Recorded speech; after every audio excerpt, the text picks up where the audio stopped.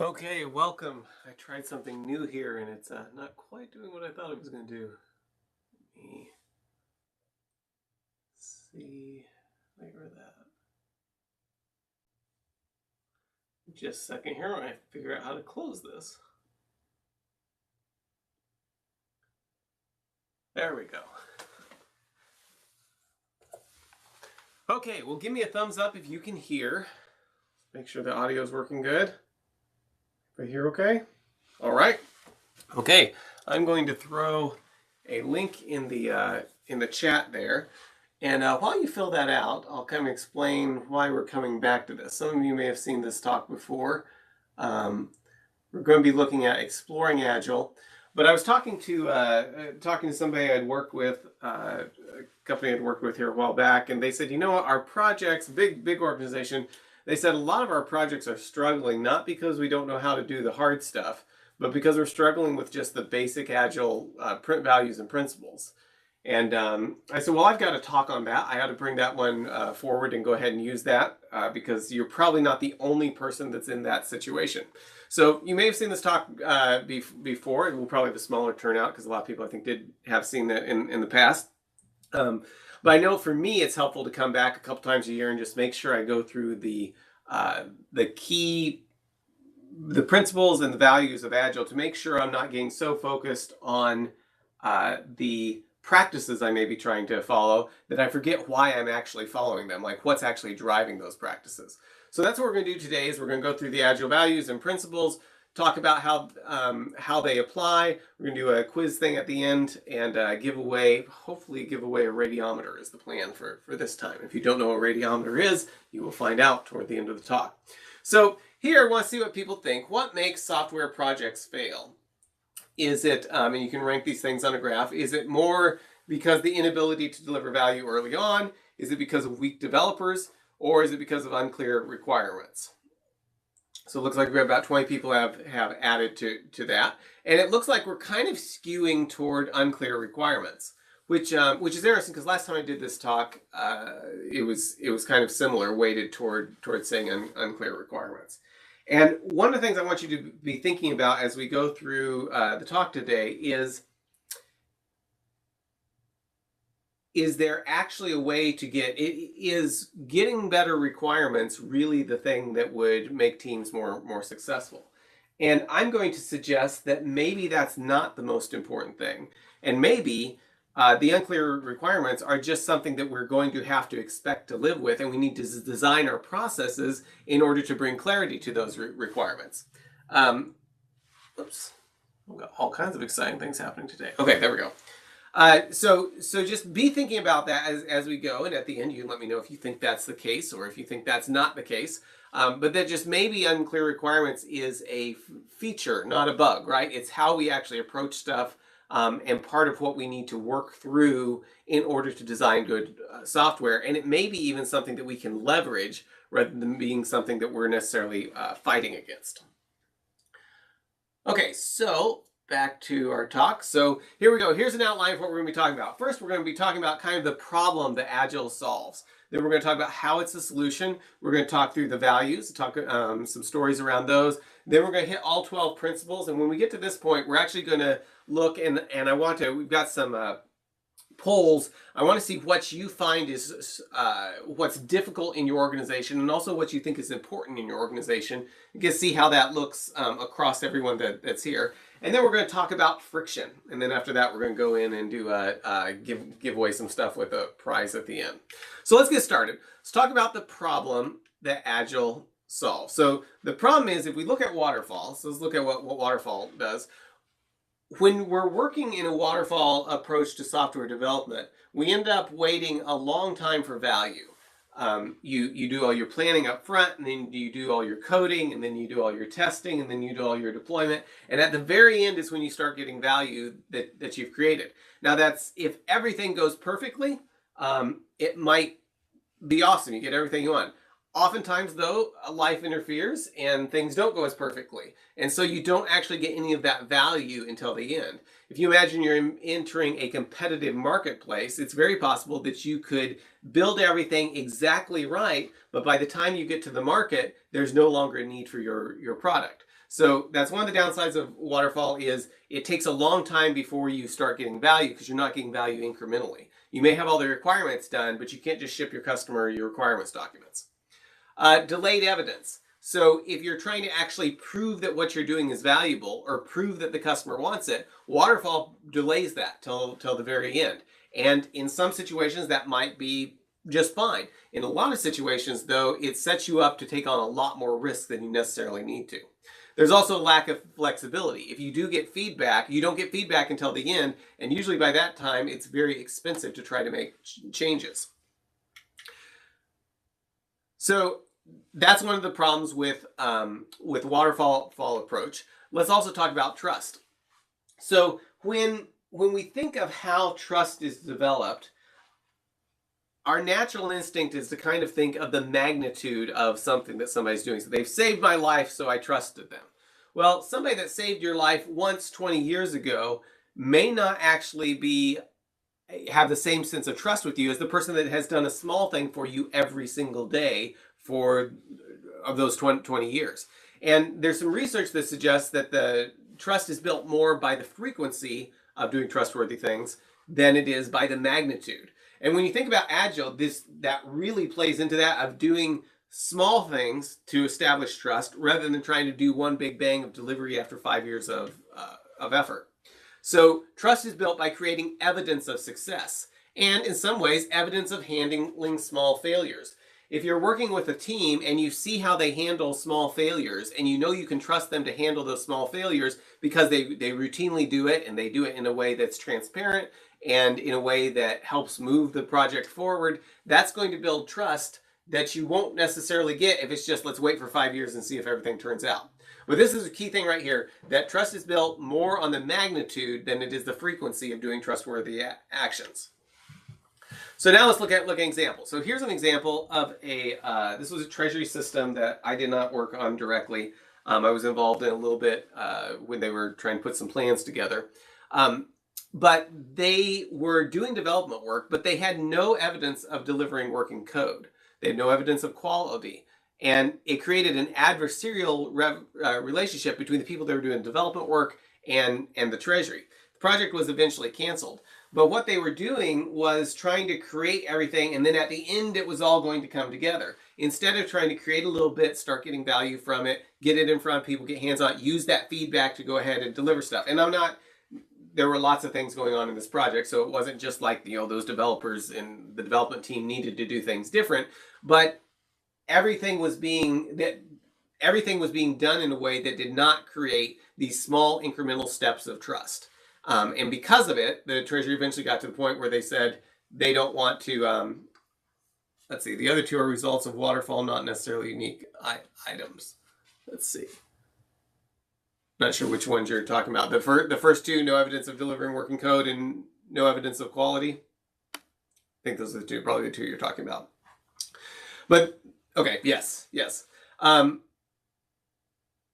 What I'm suggesting, though, is a lot of these things that are listed here, as we look at the Agile Principles and Values, the Agile Principles and Values should push you away from these types of problems. Now, that doesn't mean you can't have these problems. I've seen there's lots of people that call themselves Agile that are doing the opposite of what the Agile Principles and Agile Values say. But this is the situation on this particular project that spent huge amount of money on it, and then eventually, last time I heard, they were entering the litigation phase of the waterfall phase of software development.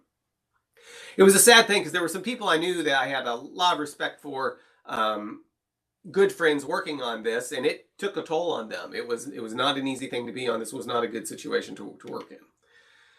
Okay, so there's kind of a little bit about the problem. Now let's zoom in. Let's take a look at some solutions. So that's kind of where a lot of projects are today, and we'll talk about what it would look like to get to what a better tomorrow would look like. So let's talk about trust.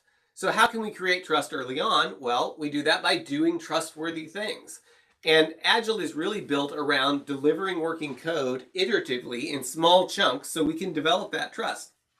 And when I say developing trust with the customer and the stakeholders, it makes it sound like, oh, we don't trust each other, but it's also developing trust and confidence in ourselves, right? If we're delivering software, it's better for us to go ahead and prove we can do it, so we can take that information, adjust, get feedback, and continue to course correct it as we go on. So the way that we deliver trust early on is do trustworthy things in small increments on a regular basis and prove we can continue to keep up that pace. And the way that we do trustworthy things is deliver working code. If we try to establish trust by delivering lots and lots of requirements documents, we aren't actually doing things that we should be counting as progress. And we'll see that in the principles here in a little bit. So evidence. Iterative delivery is a mechanism for creating evidence that we're headed in the right direction. We're doing trustworthy things by delivering working code and doing it in an iterative fashion. That's how we create the evidence we need. Show me, don't tell me is one way of thinking about it. And deliver something before you deliver everything. If we're asking our customers to wait to get any evidence that we can be successful until we've delivered everything possible, we're not only setting ourselves up for failure, but we're setting them up for failure, because it means that they better have been really, really good at specifying exactly everything they need and not have any way of changing their mind, not stated anything incorrectly, and not been off in any way about what the market actually supported. So we're setting ourselves up for failure in delivering the software. We're setting them up for failure because they're not going to be able to give us feedback as they learn more about things. And this kind of comes back to what I was talking about earlier about the idea of requirements not being fully fleshed out. We may be better off just assuming they're not and trying to start getting evidence that we need to go ahead and dig deeper into what the requirements need to be.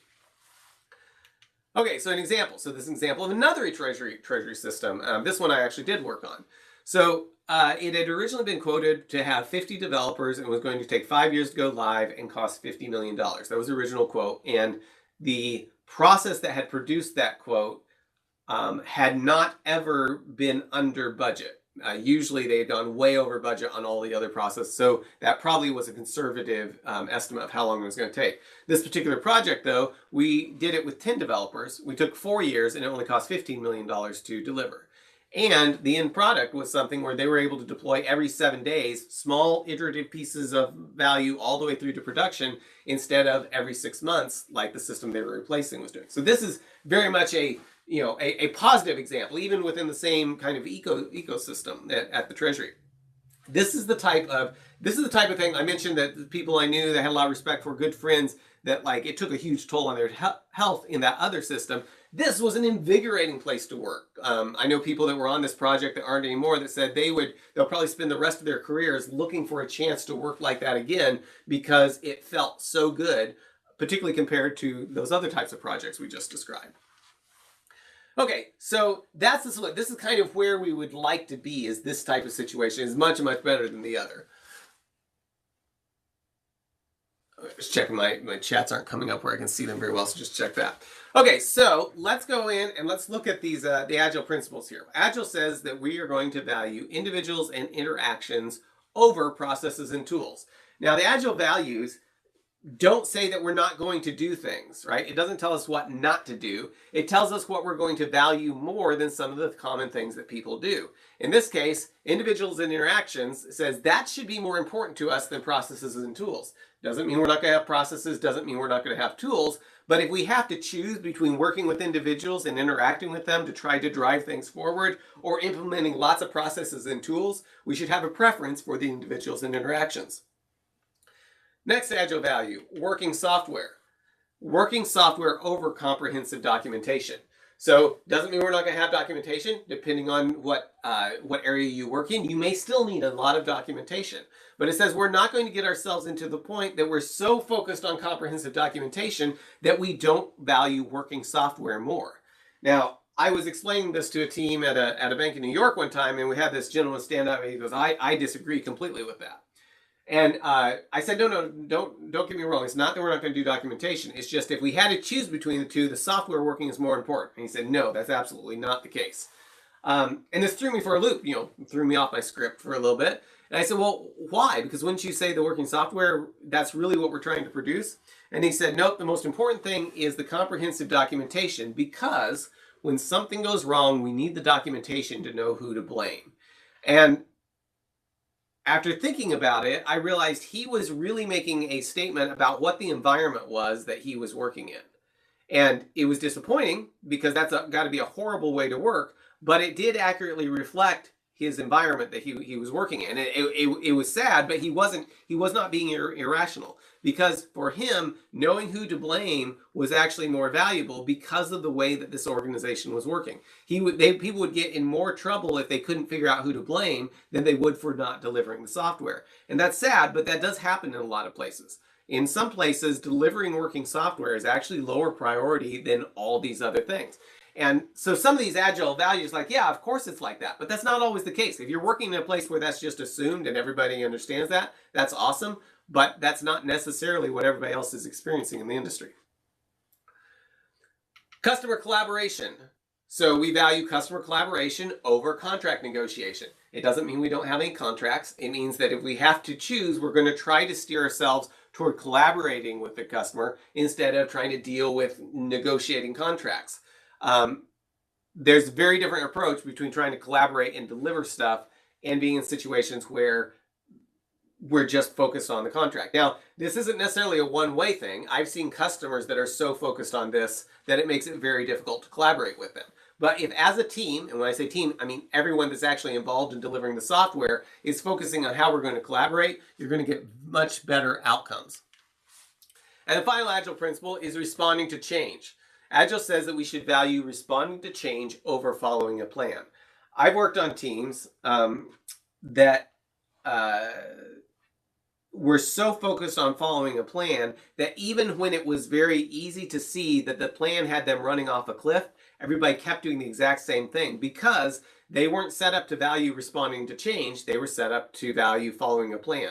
So imagine that you're trying to enter a market, you're creating horses or buggy whips, and all the horses have been taken off the road and everyone's using vehicles now, but your plan is still to produce buggy whips because that's what your plan is.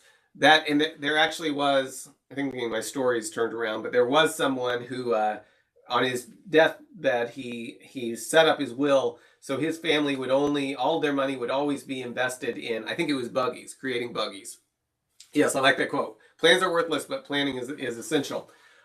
This particular individual on his deathbed made his will so his family always had to invest all of their fortune in, I think it was buggy production, or it may have been street trolley cars.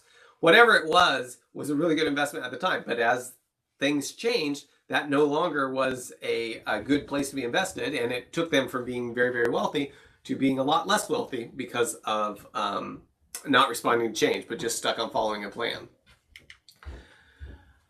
Here's an example I like. So here's somebody. So remember, we're talking about responding to change over following a plan. You get there, and there is remember this happened twice, right?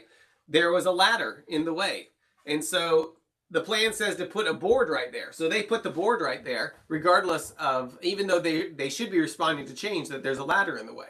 And then the person comes to do the roof and like, oh, now there's a ladder in the way and I can't move it because of the board. Well, I'm not going to respond to change. My plan was to put this on. I'll put the roof on just exactly like this. And this is kind of humorous, but man, we do stuff like this with software all the time where we're not responding to change. We're more focused on trying to follow a plan, whether it makes sense or not. And once again, going back to the idea of Agile being something that we're getting rapid feedback to respond, rapid feedback in order to be as efficient as delivering as possible, we should be embracing the change rather than fighting it. Okay, so there are the Agile values, and I'm going to jump over here. Let's see if I can go the right way. And what I'd like to see is what is the best... Oh, this was an older one. Okay, let's do this. And then we'll go to the one I was planning on doing. What's the best indicator of success on a software project? So I had the previous one about failure. What do you see as being the best indicator of success on a software project? Is it frequently deployed code that users are happy with? I just pasted the link there for you if anyone doesn't have it. Is it really, really good tests? Is it minimal meetings? Is it using Scrum? Or is it hammock-driven development? Hammock-driven development is where you sit in a hammock and you think really long and hard about the software you're going to write before you actually do it.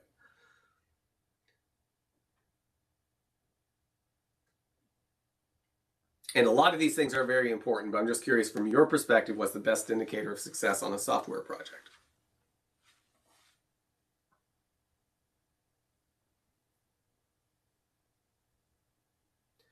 And the hammock-driven development I've got listed here a little bit as a joke, but I have been on projects that really are kind of focused on that, right? They're very focused on the idea of we need to sit and plan and think really, really hard about something before we ever try to do anything. Others that are very frequently deploying code, like, hey, the user needs this, we're going to deploy this. And if next week the user comes back and they've got a different idea that would require changing something, that's just fine, because overall, if we're delivering and getting stuff into their hands, they will give us better feedback. So even if we need to change something, we're going to be better able to meet their needs by getting something in their hands, finding out what they thought of it, and then adjusting as we go. I was working for, I remember I was meeting with some people this morning here in town. We're doing some software development for them.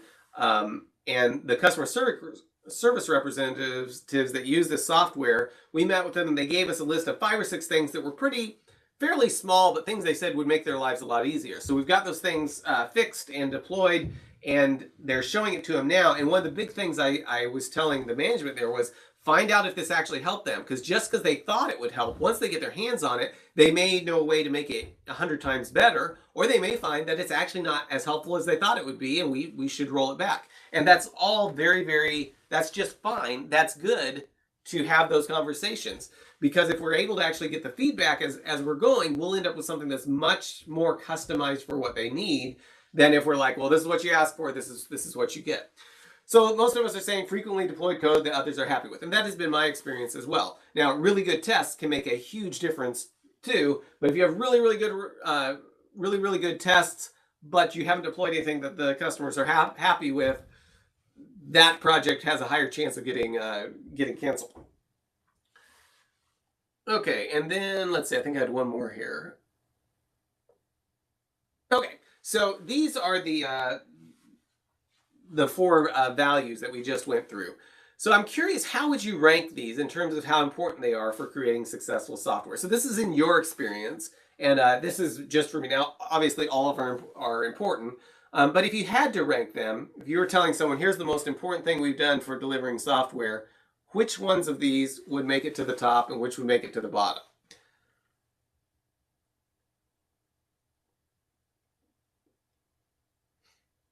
And there's no right answer here. This is just in your experience, and all of our experiences may be a little bit different, and that's just fine.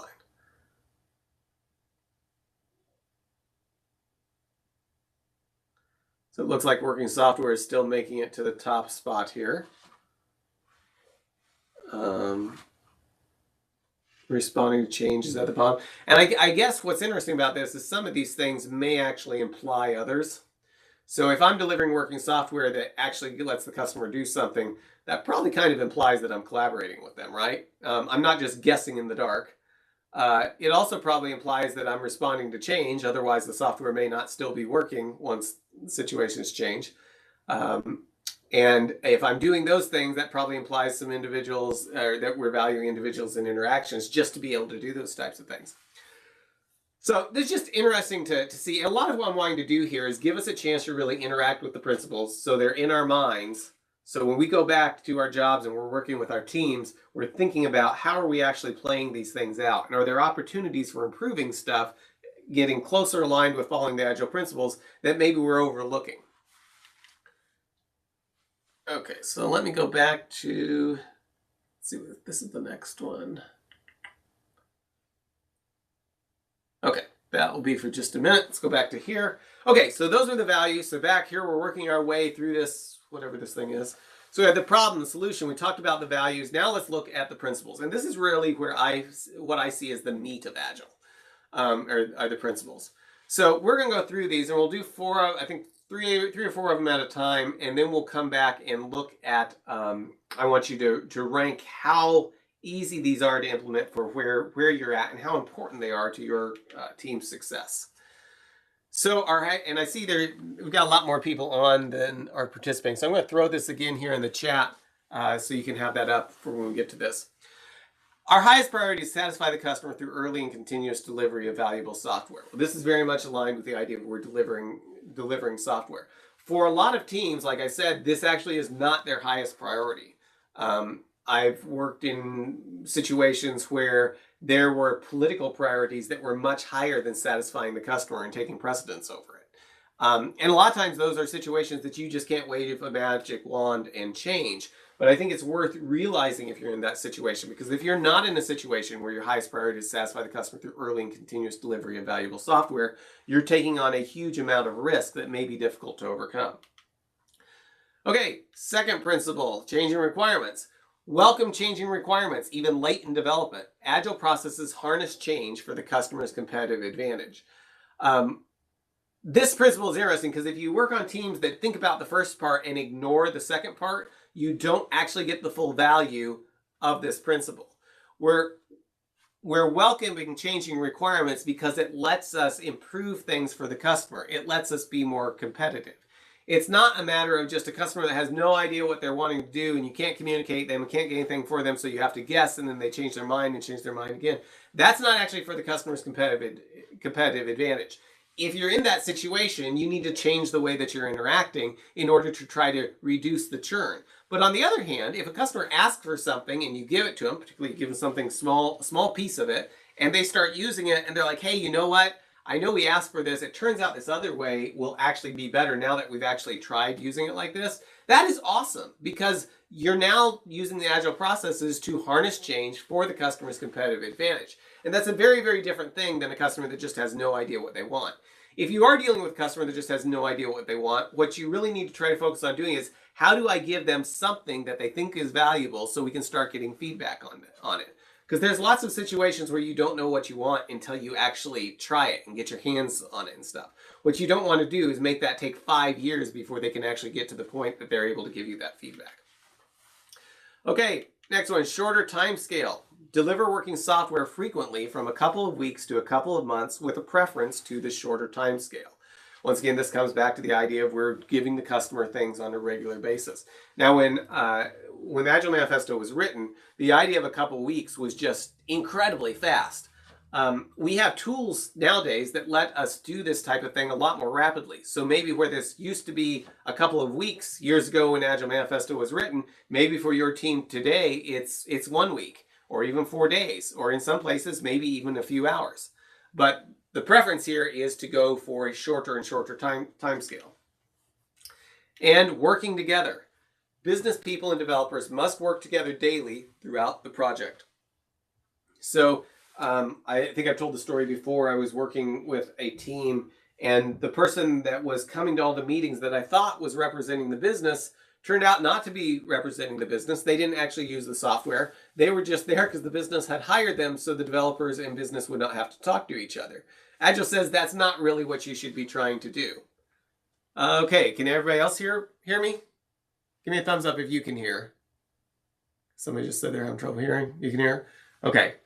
I think the audio is working for everyone else, so it may be on your end. Thank you. Okay, so let's take a look here. Go ahead and fill this out. And how would you rate each principle? So we want to say how important is this to our success and how difficult is it to follow? So for your team, how important is our highest priority being to satisfy the customer through early and continuous delivery of valuable software? And then how hard is it to follow? And the cool thing about this is I think we can actually look at these and see what the spread is on these. So this one's kind of all over the place, but everyone's ranking this as pretty important to success. There's more variety in how difficult it is to follow than how important it is. So that's kind of interesting to see. It looks like most everybody's saying this is pretty important, but some of us are in situations where this is really, really difficult to follow, and that's different organizations are different. And so this might be an interesting conversation. I would encourage you to do this type of exercise like with your team in a retrospective, because sometimes you get a very different perspective of things and you realize that you may be doing things that are making this harder to follow just because of the way that the team is organized. Let's see what the spread is on this one. So this one's similar. 2 is up here. Everything's above the line. So everybody's saying that welcoming changing requirements is very important. Some people say it's really, really easy. Some people say it's really, really hard. So it's kind of a widespread spread there. Deliver working software frequently. This one's interesting because this is the one that we're starting to get a little bit more below the line here. So for some of the teams, people are saying that delivering frequently actually isn't that valuable to their success, and that may very well be the case. I found in a lot of situations, though, it is valuable. It's just a matter of if people don't have it. If you haven't ever experienced it, sometimes it's hard to imagine the value that you could actually get by getting things through to production quickly. Or you may be in places where, if you're delivering software for airplanes or something like that, and it can only go out every a year after all this certification, maybe getting working software out frequently isn't as important, at least all the way to production. Maybe that's just something that you're constrained in. And that's fine. Different projects have different constraints around them. And then this one, business people and developers must work together daily throughout the project. Very wide range in how difficult it is to follow, which makes sense. Different organizations are different. It's interesting that we've got a lot of people who are saying they don't feel this is particularly important to their success, which I find interesting because it seems like it would be very hard to make sure you're building the right thing unless you've got some type of interaction with between the business people and developers on a regular basis. So I'd encourage you, if you are saying that, yeah, that's not very important to us, there may be some reason that for some reason it's not. Maybe your developers are the actual users of it.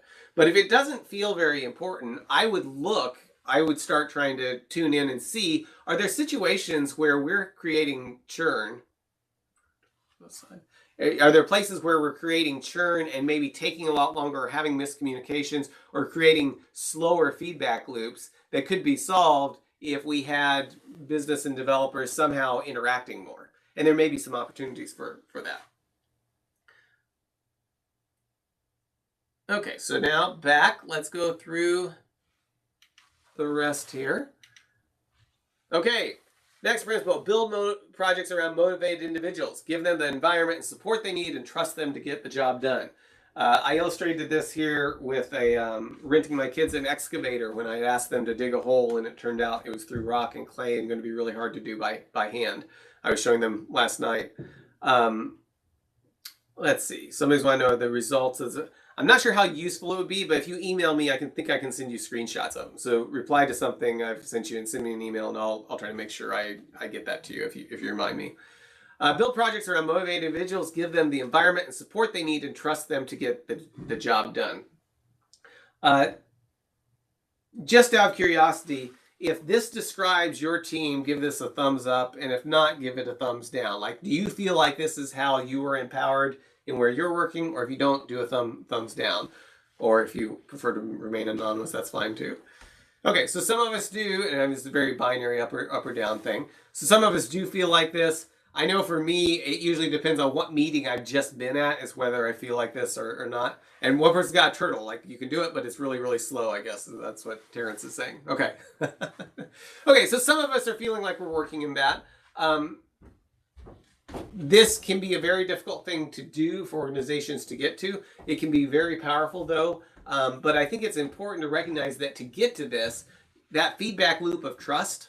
So if you feel you can't create this, because this is other people's responsibilities, the thing you can look at doing are there ways that I can establish more trust in the way that I'm delivering that maybe will help the people that need to do this be more likely or more comfortable giving more responsibility and support to me as an individual. So there's two sides of that. It's just what I wanted to call out. Face-to-face communication. Agile says that the most efficient and effective method of conveying information to and within a development team is face-to-face conversation. There was an individual I was talking to here a few weeks ago, and I had worked on a consulting project with them, and he said, "Mark, I really did not like you at all when you started working with us." He's like, "But you get results."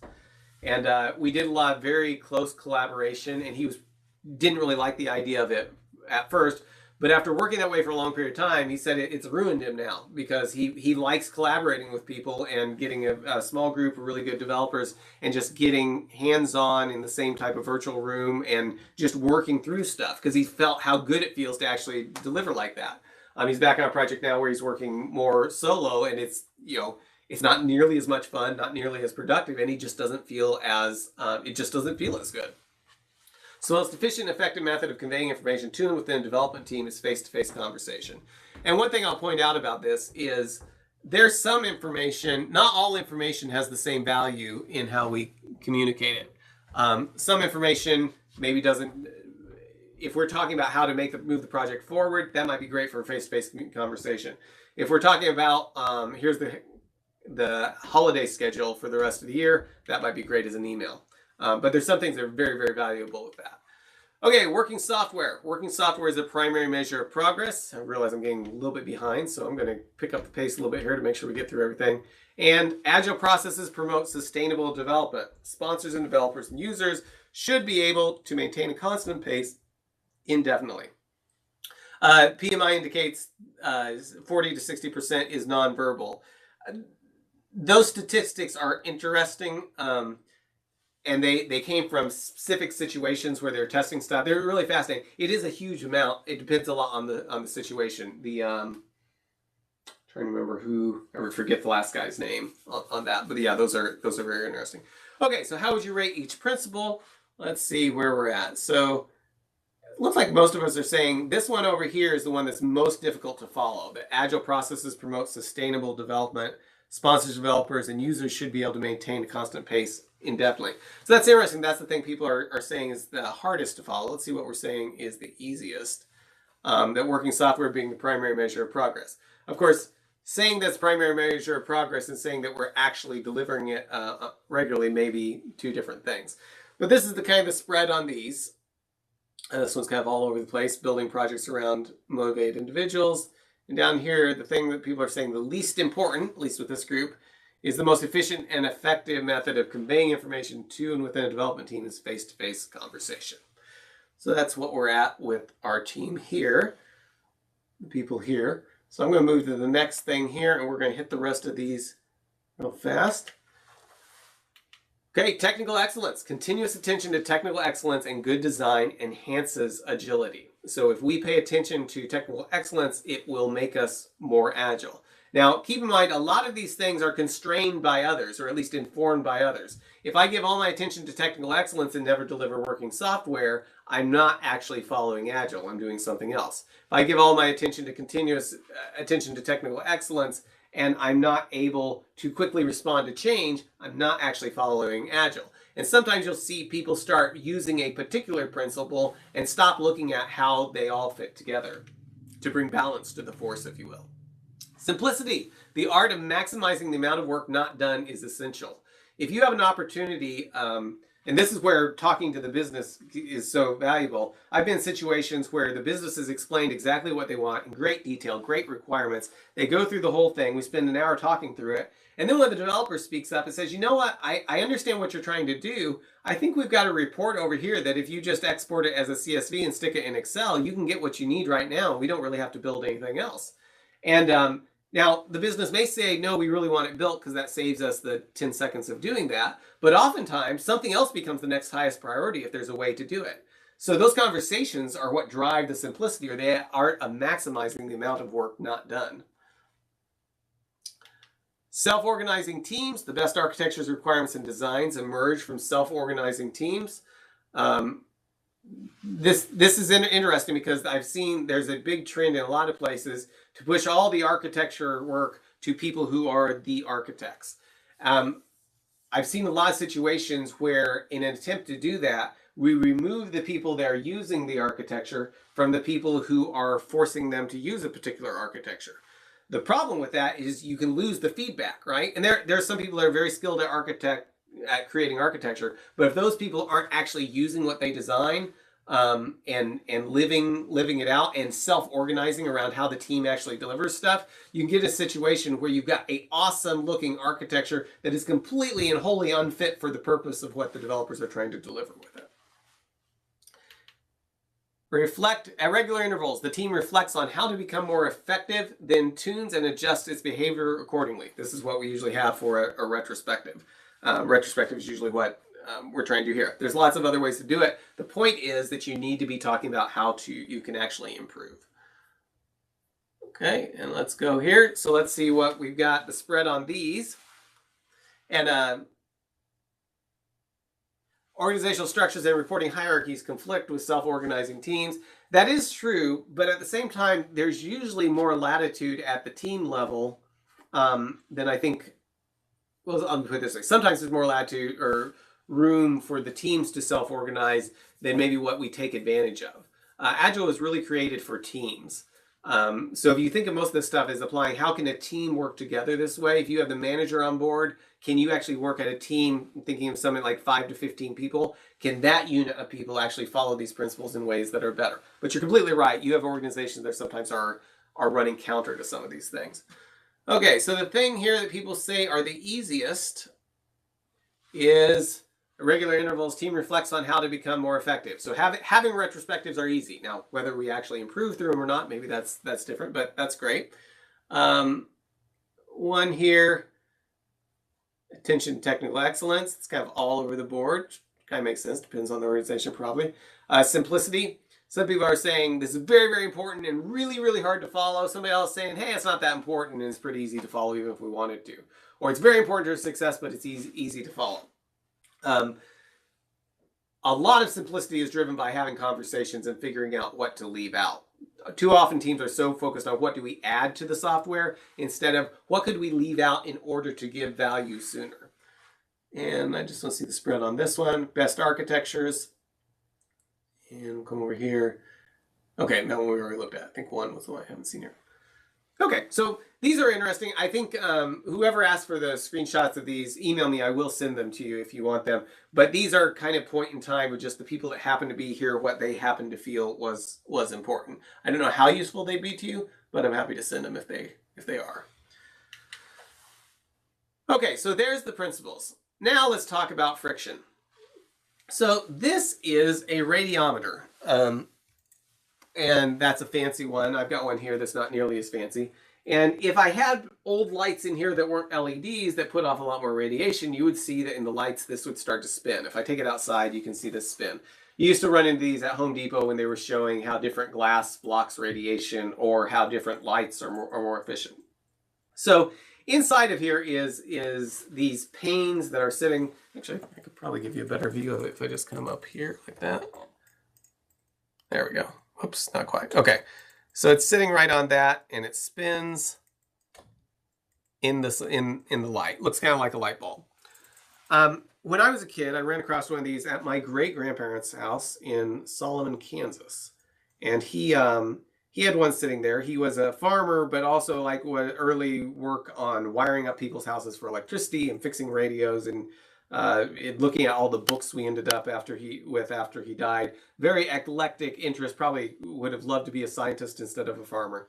Anyway, he had one of these in his windows. And I remember asking my mom when I was probably 3 or 4 years old, how does it work? And she explained that they pumped all the air out of it, so it's a vacuum. And when the light beams hit it, it makes it spin in the sunlight. So as an adult, he had passed away and his son had passed away. And when they were going through all this stuff, I said, hey, if you happen to run across the radiometer, I have memories of that and I'd love to have it if no one else wants it. It had probably broken somewhere, so we never did find it. But I found I can, now that I had disposable income, I could actually purchase these. So I bought one of these and I got to reading about it. And it turns out that these actually, if you pump all the air out of them, the explanation my mom gave me was correct based on what people thought at the time. But when you pump all the air out of it, that's not actually what happens. If you get rid of all the air, it doesn't work. It doesn't spin at all. And so what happens is you actually have to have the air. The thing that causes the friction is actually what makes it spin. If you remove it, it doesn't work anymore. And I thought this was a great example of, for me, what Agile kind of represents. That your goal is not to use these principles in order to remove all the friction, so you don't ever have to think about something and everything just goes completely smoothly. Your goal is to get rid of enough friction that the friction that you keep in place lets you make better decisions. And so all these principles are going to tug and pull at each other in different ways. They're going to tug and pull on your organization in different ways. Then some of those are going to be very, very challenging and sometimes difficult. But I keep this on my desk because it reminds me when I'm working with clients and we're starting to do things that are just plain hard, because we're trying to decide how to balance different things, and there's all these different needs and different opinions and stuff, that process is actually what makes Agile work. So this is a radiometer, and I am going to, our prize today is we're going to give one of these away, and I will ship it to you packed very carefully to make sure it doesn't break, whoever wins the upcoming quiz. So there's our outline right there. And let's jump over now and go back to Mentimeter, and we will see who gets to win the radiometer. Okay, first, rate the presentation, please. So I'm going to give you just a few seconds. This also makes sure that everybody's in so they can compete for the radiometer. It won't show up on here, but just talk was worth your time to attend. Would you recommend this talk to other? And you learned things that would have you succeed with your jobs. Yes, cars wouldn't move without friction. Yes, if you got rid of all the friction, cars would be very, not very exciting at all. Or not very useful, maybe. Okay, so we got 26 people. Let's get a few more people on that. I'm going to post my, please do fill this out. It's very helpful to me. And I don't think I've got set up where this didn't let me add comments. If you think of anything that would improve this talk, please do shoot it to me as an email. I would really, really appreciate it. And as always, if any of these talks we do are something like, hey, our company would really benefit from having some of this training in-house, please let me know. I'd love to do those for you. Okay, got a few more people. I'm going to give you 5 more seconds to drag those sliders where they need to go. And leave the window up because this is where we're going to do the competition for the radiometer. So 5 more seconds. 5, 4, 3, 2, 1. Get one more in. Okay, yes, there we go. All right. Thank you, everybody. Okay, next. Okay, question of one of 8. So again, remember we are competing for a radiometer, a scientific instrument that shows the radiation from sunlight. I should have gotten my little laser because that'll work. Although the laser's green, so you might not have been able to see it, but it will make it spin. My higher powered laser will make it spin. The lower powered one doesn't. Yay with the nice faces. Okay. Oh, and hang on. While you're joining this, I do see somebody added a question here. Let me check. Actually, I will check the question at the end and see what people had to say because I might mess this up. So we'll get through these. So go and join. Got 45 players. Anyone else want to participate? See what time it is. Yeah, I think we've got just enough time. 46 players. Okay. You can join just a little bit late too, and it'll still let you. But we'll go 3, 2, 1. Let's go. Okay.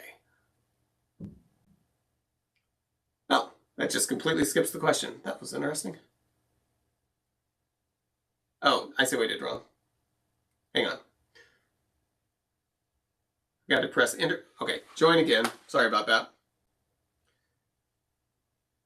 You pushed the wrong button. I haven't used Mentimeter for a while, and so I need to do enter instead. Okay, I think we got everybody on there. Okay, I think it will throw you, if you join just a little bit late, I think it'll throw you in there. Okay, let's do enter. Okay, answer fast to get more points. When following Agile, you should expect, what should you expect when following Agile? You should expect no friction. Everything will be easy. Friction to be used to improve decisions. No one ever disagree or no tension between the principles. What should you expect? Yes, friction should be used to improve the decisions. We're going to have friction. We want to leverage it, not eliminate it. So very good.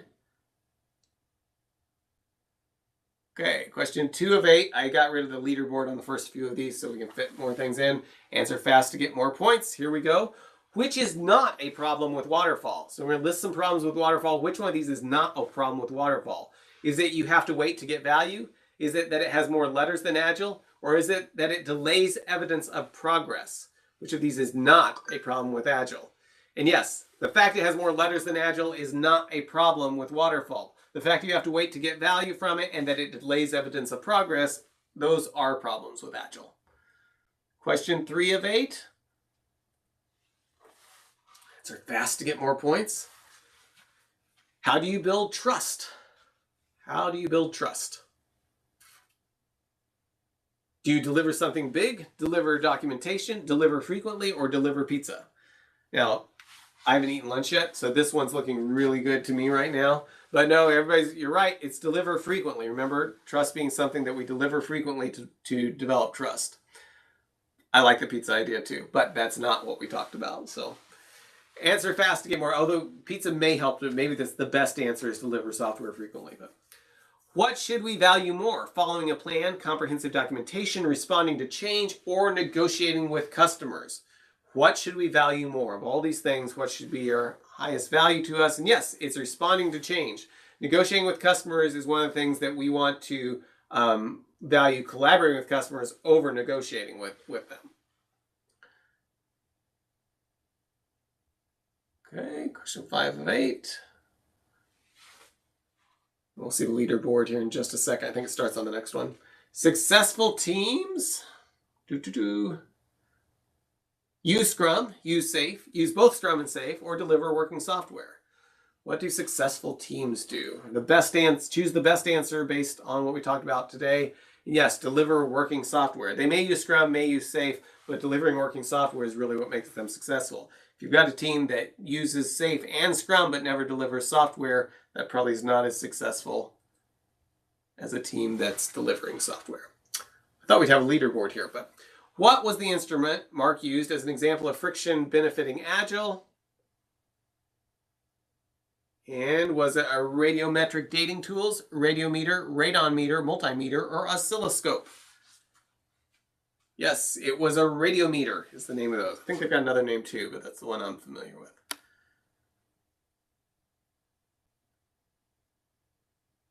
Okay, and so now we've got the leaderboard showing where everybody's at. Richard's the fastest. We've got a few more questions to go, so they're pretty close. You guys are pretty tight in the answers here, so let's see.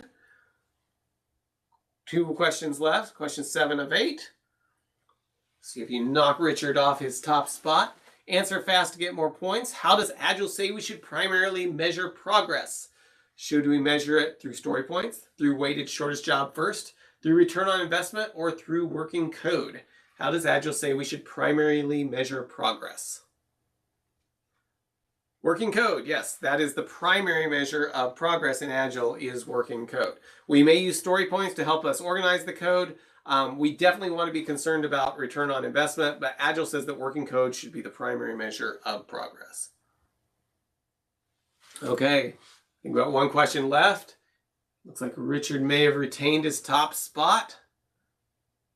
Andy was the fastest, but Tizzy's moving up. We're very, very close here. Let's see.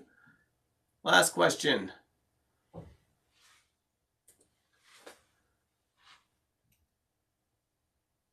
According to this talk, trust is built more by blank than by blank.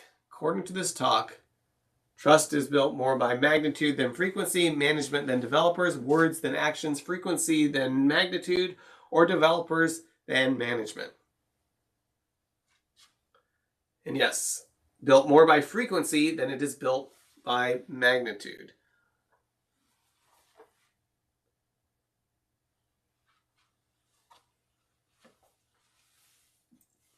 And let's see. Okay, Richard, congratulations. Send me an email with your address, and I take a screenshot of this, send me an email, and I will get you a copy of your very own radiometer with, I think, my logo on the bottom of it, headed your way. So, yes, that'll be fun. Thank you all for participating, and we'll have to see, maybe we should do more of this. And I see pizza in the chat, which is making me hungry. Let me check out the, actually, I will stop streaming right here, and then I'm going to hang around and see if there's any questions that people had to answer.